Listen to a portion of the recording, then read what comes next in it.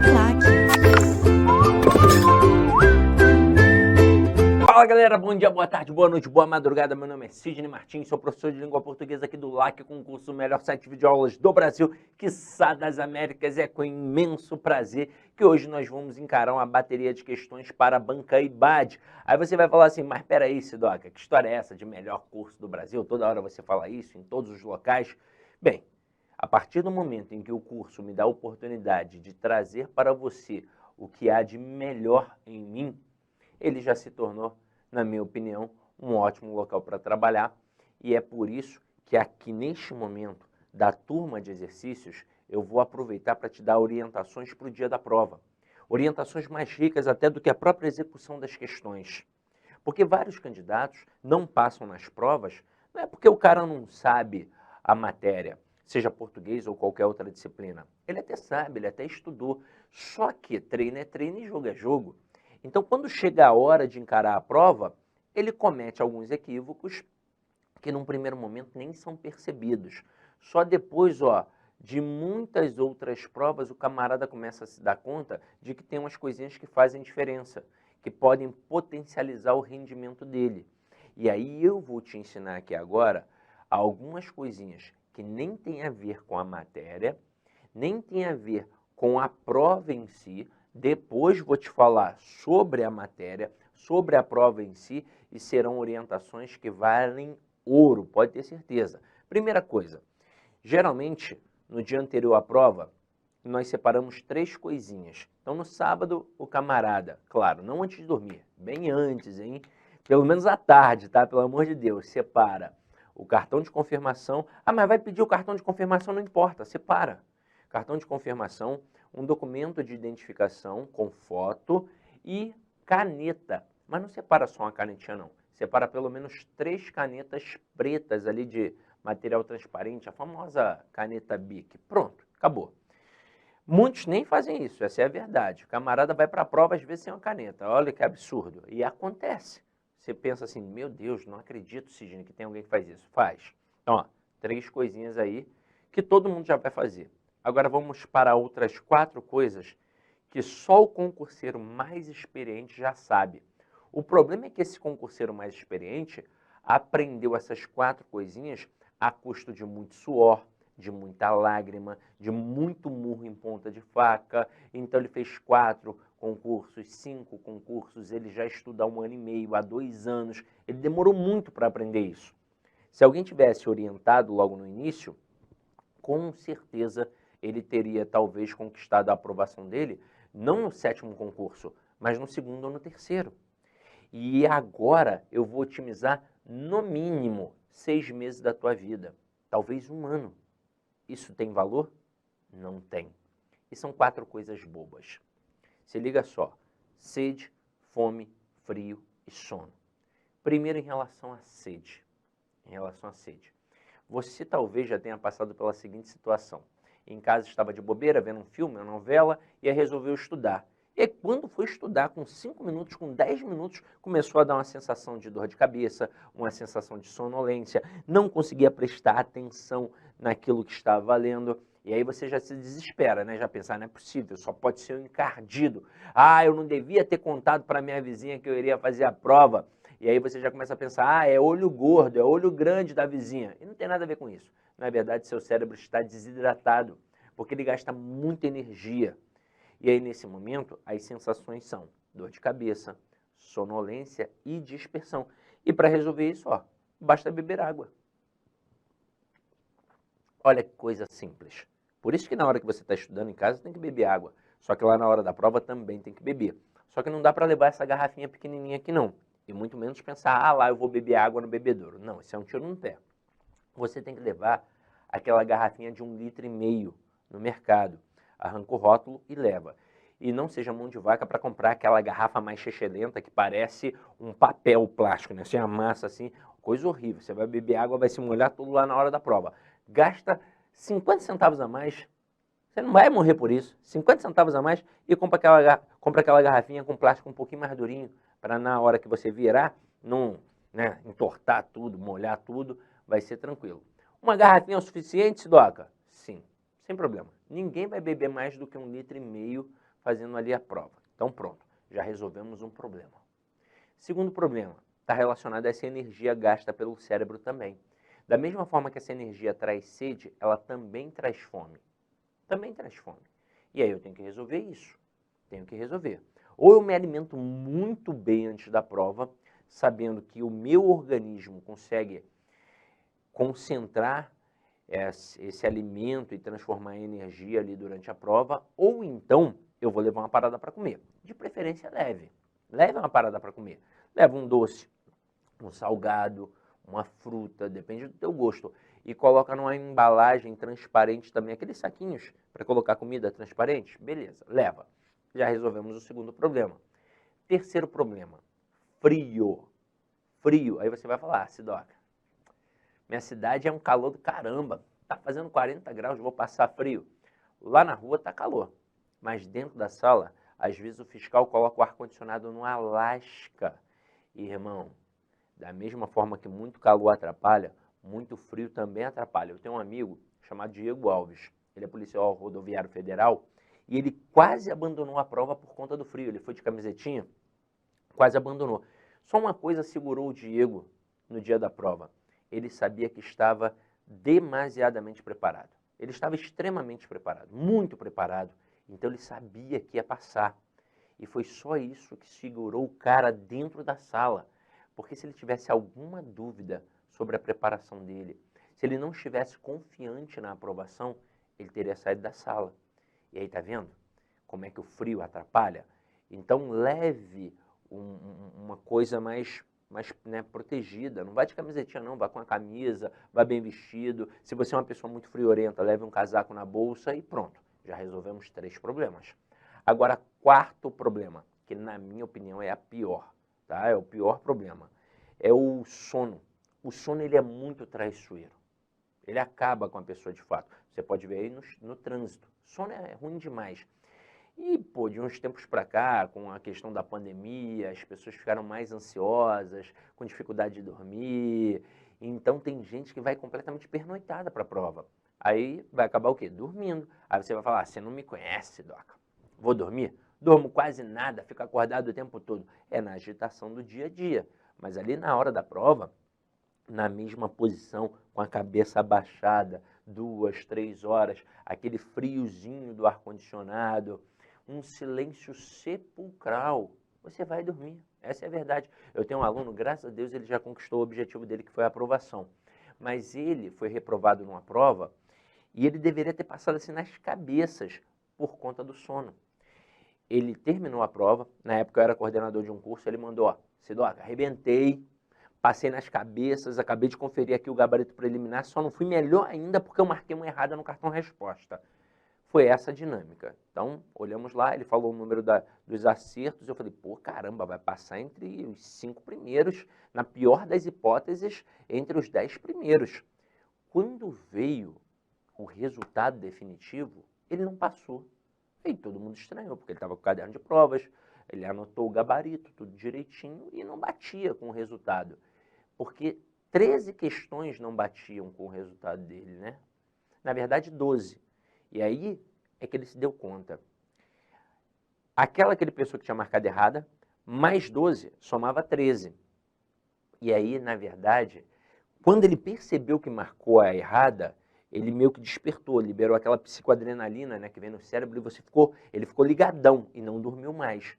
Só que ele vinha já marcando errado há algum tempo. Ele provavelmente cochilou, ficou assim meio acordado, meio dormindo, aquele sonambulismo ali, e foi marcando errado. Marcou 13 erradas no cartão resposta. Então imagina, se uma já define quem é o aprovado e quem é o reprovado, imagina 13.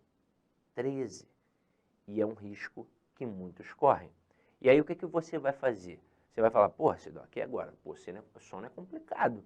Você vai tomar alguma parada para acordar. O que vai tomar, não sei. Se um café já resolve, beleza. Se não, toma um energético mesmo. Toma um Red Bull, toma um Monster. Pô, mas Sidoca, vou tomar um energético para fazer a prova. Irmão, tem que estar acordado, não tem? O que você vai tomar, eu não quero nem saber. Mas vá acordado. Tome alguma parada para acordar, porque você tem que fazer a prova muito atento, tá? Então essas 4 coisinhas já estão resolvidas e elas não têm nada a ver com a matéria. E eu sei que eu vou falar aqui, e tudo que eu acabei de mencionar vai entrar no ouvido de uns e sair no outro, não é? Entra no ouvido e sai no outro. E aí você só vai se dar conta de que essas informações realmente são extremamente valiosas depois de uma reprovação. E aí você vai falar, caraca, eu devia ter feito aquela parada que o Sidoca falou para fazer. Faça, se organize, não dá mole. Eu já vi aluno pensando, eu vou fazer a prova no shopping. Fazer a prova no shopping, pô. Vou nem levar caneta. Lá eu vou comprar uma caneta nova na papelaria. Água? Vou comprar lá uma água. Vou comprar uma água Vast. Vou comprar uma água Corrier. Vou comprar um croissant que vende lá na Delicatessen que tem lá. Vou levar nada de casa, vou carregar peso, vou levar mochila, bolsa. Não, vou comprar tudo lá. Só que o shopping abre 10 horas da manhã. E você entra às 8, né, para fazer a prova no shopping. Então vai ter nada. Eu já vi muitos alunos passarem por essa situação. O camarada não tem nem a caneta para fazer a prova. E você não pode dar esse mole. Você não investiu tanto tempo e dinheiro para dar esse mole na hora da prova. Então, ó, aquelas 3 coisinhas iniciais e essas 4 coisas somam 7. Cuidado com isso, tá? Agora vamos para a prova. Você fez tudo isso, todas essas orientações, vamos agora pensar na prova em si. Quando tem discursiva na prova, e aí eu não estou gravando aqui uma aula de redação, não estou ao vivo contigo, eu estou gravando uma bateria de exercícios da banca. Quando tem a discursiva, o que eu tenho que fazer? Primeira discursiva. Ah, mas Sidoca, eu prefiro deixar para o final, é contigo mesmo, por conta e risco. Mas quando você deixa a redação para o final, pensa, reflita. Pode faltar pouco tempo, 30 minutinhos. Dá tempo de fazer uma redação? Dá. Só que aí você vai ter que fazer às pressas e não vai dar tempo de passar limpo. Isso é muito perigoso. Então a melhor coisa é começar pela folha de rascunho logo no iniciozinho. Sidoca, e se eu não dominar muito bem o tema? Normalmente os temas estão relacionados a algum conteúdo da prova, porque a prova basicamente é temática.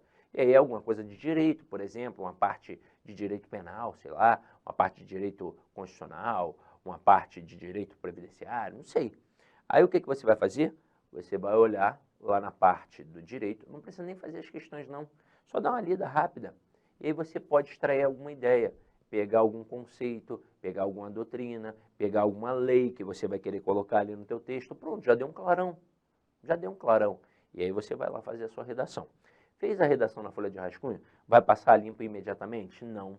Por quê? Porque você ainda não conseguiu se distanciar ao ponto de enxergar os próprios erros. Você vai deixar quieto ali e agora você vai para a prova. E tem que ser esperto também na dinâmica da prova. Eu não posso começar só abrindo o caderno de provas e fazendo. Ou então, uma coisa muito ruim que alguns candidatos fazem, começar pela matéria que menos sabe. Aí eu vou começar pela matéria mais difícil, porque aí eu ainda estou com energia, eu vou arrebentar. Isso é um tiro no pé. Porque o cara vai pegar a primeira questão, vai errar, vai pegar a segunda questão, vai errar. Na terceira questão, ele vai errar e vai se teletransportar negativamente. Ele vai pensar, não valeu a pena ter gastado tempo e dinheiro, aquilo que eu estudei não está caindo. E aí olha o verbo que ele emprega de forma pejorativa, o verbo gastar. E educação não é gasto, educação é investimento. Mas se o cara encara como um gasto, já era. A autoestima dele vai lá no pé e ele não vai mandar bem. Ele vai arrebentado na prova, já era. Para evitar isso, faz o contrário. Começa com a matéria que você mais sabe. Aquela matéria com a qual você mais tem familiaridade. E aí você vai pegar a primeira questão, vai acertar, vai pegar a segunda questão, vai acertar, na terceira ela também vai se teletransportar, só que agora de forma positiva. Vai jogar o verbo gastar para o lixo e vai colocar o verbo investir. E aí vai pensar, ó, valeu a pena ter investido tempo e dinheiro, aquilo que eu estudei está caindo. E nesse momento a autoestima do cara vai lá nas alturas. É igual um jogo de futebol. O cara pode ser brilhante, um Messi, um Cristiano Ronaldo, um Neymar da vida. Se não estiver bem psicologicamente no dia, já era, não vai jogar bem. Agora, pode ser um jogador mega mediano, um Ribamar da vida. Se o cara pega a bola no primeiro minuto, chuta e acerta lá no ângulo, ele pode até nem fazer outro gol. Mas a autoestima dele vai ficar tão elevada, mas tão elevada, que ele vai jogar bem esse dia. Se bobear, o Ribamar nesse dia vai jogar melhor do que o Messi. Então, é questão de confiança. A prova tem que ter confiança. Não adianta saber muito e fazer cheio de medo. Tem que ter confiança. E aí, de forma gradativa, você deixa a matéria que menos sabe lá para o final, porque ainda rola a possibilidade da técnica do chute que funciona. Então, imagina, você olhou lá, tem 3 questões, sei lá, informática. Estou colocando aqui, ó, 3 questões que você não faz nem ideia. Não é assim, estou na dúvida entre a B e a C, não. Você não faz nem ideia.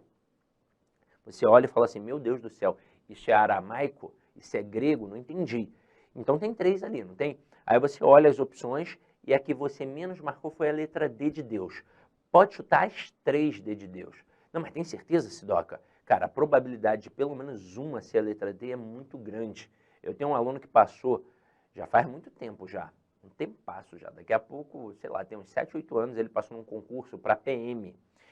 E ele não sabia nada de informática. E ele falou assim, cara, não consegui, o professor do curso não conseguiu inserir na minha cabeça, eu tentei, a culpa nem é dele, mas informática, sei lá, não entra na minha cabeça. Eu travei e não consigo aprender. Ele falou que todas as outras disciplinas, por mais dificuldade que ele tivesse, ele conseguia. Mas informática era uma parada que não funcionava. Só que aí, como ele deixou para estudar pouco antes da prova, ele até começou a estudar antes do edital, mas não foi muito antes. Ele começou a estudar uns 6 meses antes da prova. E aí, informática não entrou na cabeça dele mesmo. E ele falou assim, ó, não vou perder tempo com informática porque não está funcionando. Matéria pra caramba, não estou entendendo. Desistiu. Eram 5 questões de informática. 5. E ele escolheu a letra D. Ele chutou as 5 D de Deus. Só que esse moleque aí também estava virado para a lua, né? 4 das 5 eram letra D. Ele não só passou, como passou bem pra caramba, entre os primeiros colocados. Olha só, ele se concentrou nas outras ele mandou muito bem, e em informática ele não sabia nada, só que ele errou só uma questão. E aí? O fator sorte, ele se aproxima de quem faz por onde também. Então, ó, terminei a prova objetiva, e agora eu vou passar a redação a limpo. Só que essa parte agora é muito importante. Eu não vou simplesmente pegar e passar a redação a limpo. Tem muitos que fazem isso e acabam se boicotando por 2 motivos principais, na minha opinião. Primeiro, porque o camarada já está ali há algum tempo, ele está com vontade de fazer xixi. Ele pode até ter uma boa resistência de segurar para fazer depois, mas isso já causa um incômodo. Isso já vai influenciando negativamente. Segunda coisa, ele está há muito tempo na mesma posição, o braço já está meio que pesado. E aí, ó, o garranchão, a tendência para errar as palavras na hora de passar limpo é muito grande. Então, cuidado com isso. Então, o que é que você vai fazer? Você vai mudar o ambiente. Vai mudar o ambiente. Você vai pedir para ir ao banheiro. E aí você vai lá, ó, ao banheiro. Já vai dar uma caminhada, uma relaxada, vai fazer um alongamento, porque tudo dói, tá doendo ali. Então, ó, vai fazer um agachamento, sei lá o que você vai fazer, mas você vai dar uma relaxada ali nos músculos. Vai ao banheiro, vai fazer um xixi, vai molhar o rosto, vai jogar uma água na cara, vai passar um papelzinho para não voltar todo molhado, oleoso, e aí você volta mais leve. Mudou o ritmo. E aí agora você vai passar limpo. E aí você vai usar uma técnica que a gente usa para o texto, que é a leitura em voz alta. Porque se você fizer uma leitura mental do seu texto, você vai continuar não enxergando os próprios erros. Então você vai fazer uma leitura em voz alta, claro, não é com esse tom de voz, é só um leve balbuciar, para que você escute o tom da sua voz. E aí você vai perceber que repetiu várias vezes o mesmo termo. E às vezes, nesse momento, o que você vai fazer? Você vai usar os elementos coesivos, pronomes, elipses, sinônimos, pronto, resolvido. Haverá estruturas que você vai estranhar. São truncamentos. E aí você vai olhar e vai falar assim, nossa, está esquisito. Está esquisito para você, imagina para o avaliador. E às vezes é uma bobeira, uma palavra mal colocada, uma vírgula mal empregada. O que você faz? Você reescreve. Se você tivesse feito direto na folha definitiva, não teria tempo para fazer isso. Então, agora, terminei. Tem outra paradinha. Tem o cartão resposta. Vou pegar o cartão resposta agora e vou fazer? Não. Sabe por quê? 2 fatores. Você talvez já esteja com vontade de fazer xixi de novo. O que eu estou falando aqui agora é bem importante. Se você não fizer, na hora que entregar, você não vai mais conseguir fazer. Você vai ter que ir embora. Não pode mais fazer depois de terminar a prova. E se você não morar perto, e aí? Já é um problema. Mas, na verdade, para mim, o maior problema não é nem essa vontade de fazer xixi e depois não conseguir fazer, é na hora mesmo. Porque aí, se você está com vontade de fazer xixi, você cria uma angústia e quer acelerar o processo. Só que você não pode errar o cartão resposta. Ele é nominal, não tem outro. Se errar, já era. Pronto, vai ficar por isso mesmo. Então, você pede mais uma vez para ir ao banheiro. Vai lá, faz seu xixi, molha mais uma vez o rosto, balança os braços, porque a mão tem que voltar leve, o braço tem que voltar leve, para não correr o risco de marcar errado no cartão resposta. E aí você vai marcar, terminou, entrega e vai embora feliz da vida, porque vai dar bom, tá? Agora vamos para a parte de língua portuguesa. O que a gente encara primeiro? O texto. Depois, normalmente, a gramática. É assim que funciona, não só na nossa banca, como em qualquer banca. Só que o texto assusta. E geralmente assusta porque o camarada faz uma leitura equivocada, que é uma leitura mental.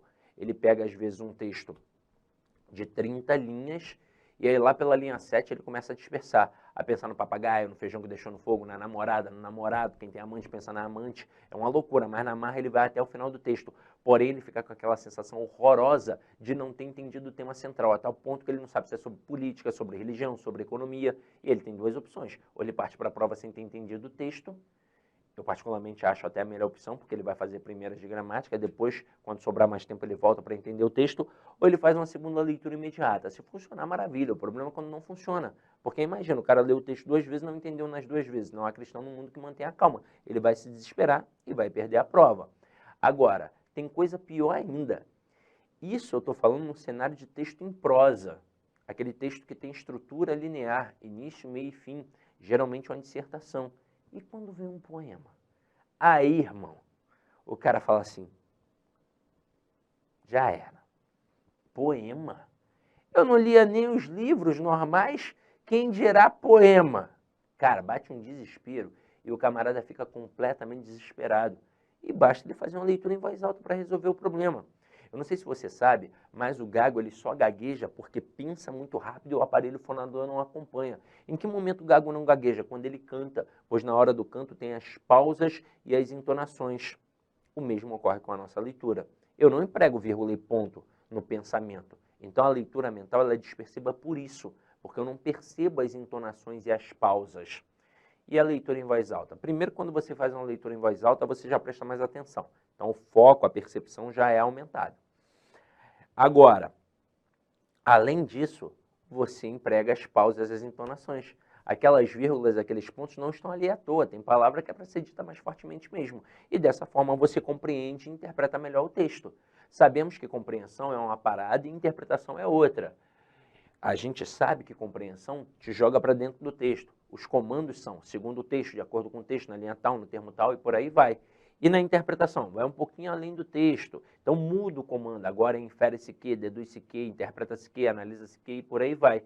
Só que uma leitura em voz alta basicamente resolve qualquer parada assim, porque a maioria das questões são de compreensão e quando são de interpretação ainda assim tem um texto como básico. Eu quero dizer com isso que numa prova de concurso público você jamais vai se preocupar com o que o autor quis dizer, você só vai se preocupar com o que ele disse de fato. Então a leitura em voz alta resolve tudo. Então vamos anotar isso aqui, ó. Pensei no texto. Para resolver, a principal dica é leitura em voz alta, não só no texto de língua portuguesa, mas em todos os textos da prova e de preferência no enunciado das questões. Então vamos lá, olha aqui. Ih, ó, Monte Castelo, tem aqui, ó, no finalzinho, ó, é grande, é uma composição do Renato Russo, é uma música feita em estrofes, ou seja, é um poema. E aí já bate o desespero. Vou contar uma coisinha aqui rápida sobre esse texto. Ele apresenta 3 intertextualidades. O que é uma intertextualidade? É quando um texto entra no outro, é quando um texto dialoga com o outro, quando um texto faz referência ao outro. Eu só percebo intertextualidade a partir do meu conhecimento cultural. Então eu tenho que ter noção do outro texto para entender a menção a esse outro texto. Se eu não tiver conhecimento do outro texto, já era, eu não vou perceber. E isso pode ser extremamente significativo para o processo interpretativo. Aqui tem 3. Geralmente as pessoas falam só 2 referências, mas tem 3. Já no título já tem uma intertextualidade. Monte Castelo. Ele está fazendo referência à Batalha de Monte Castelo, que aconteceu numa região da Bolonha, na Itália, entre soldados brasileiros e estadunidenses contra soldados alemães. E aí você vai ver que no decorrer do texto, a grande ideia aqui é dizer que guerra não vale nada, que o que vale é o amor. Essa foi a intenção. E aí depois ele vai fazer outras duas intertextualidades. Uma com a Bíblia, quando ele fala, ainda que eu falasse a língua dos anjos, ainda que eu falasse a língua dos homens, ele está fazendo intertextualidade com a Bíblia, e depois ele cita o soneto 11 de Camões. E aí ele faz intertextualidade com o soneto do Camões. Amor é fogo que arde sem se ver, ferida que dói não se sente, e por aí vai. Vamos fazer a leitura do texto e vamos ver como as questões trabalharam isso. Então acompanha aqui comigo. Ó. Ainda que eu falasse a língua dos homens e falasse a língua dos anjos, sem amor eu nada seria. Veja que o ainda aqui é uma concessiva, que faz o quê? Minimiza o argumento. Então não importa falar a língua dos homens, não importa falar a língua dos anjos, o que importa é o amor. Sem amor, nada seria. Eu nada seria. Depois, para enfatizar a importância do amor, é só o amor que conhece o que é verdade. O amor é bom, não quer o mal, não sente inveja ou se envaidece. E aí vem com a questão do soneto do Camões. Ó. O amor é o fogo que arde sem se ver, é ferida que dói e não se sente, é um contentamento descontente, é dor que desatina sem doer. Aí vem de novo. Ainda que eu falasse a língua dos homens e falasse a língua dos anjos, sem amor eu nada seria. É um não querer, e aí ele volta para as definições em relação ao amor. É um não querer mais que bem querer. É solitário andar por entre a gente. É um não contentar-se de contente. É cuidar que se ganhe e se perder. É um estar-se preso por vontade. É servir a quem vence o vencedor. É um ter com quem nos mata a lealdade. Tão contrário a si é o mesmo amor. Estou acordado e todos dormem, todos dormem, todos dormem. Agora vejo em parte, mas então veremos face a face. É só o amor que conhece o que é verdade. Ainda que eu falasse a língua dos homens e falasse a língua dos anjos, sem amor eu nada seria. E aí vem o comando da questão. Caracteriza o amor segundo a letra. Turma, olha as opções. Um sentimento de lealdade, o conhecimento da falsidade, a presença da maldade, um sentimento alheio à solidariedade e sensações e sentimentos contraditórios. Repare que aqui, quando ele começa a apresentar este verbinho de ligação aqui, representado pelo verbo ser, pela forma verbal é, e ele começa a caracterizar, porque é isso que ele faz aqui, ele emprega o verbo de ligação para caracterizar o amor. O amor é ferida que dói e não se sente, é não sei o quê. Ele apresenta sentimentos contraditórios. É ferida que dói e não se sente. Isso é um paradoxo. Porque como é que pode doer e eu não sentir? Isso é um sentimento contraditório. Então, paradoxos, antíteses foram apresentados aqui. Então, se liga que o gabarito é a letra E. Na sequência, tem assim, ó, é correto afirmar que no texto a função da linguagem que predomina denomina-se. Neste momento eu posso falar claramente que o que denomina aqui é a função emotiva, o que predomina.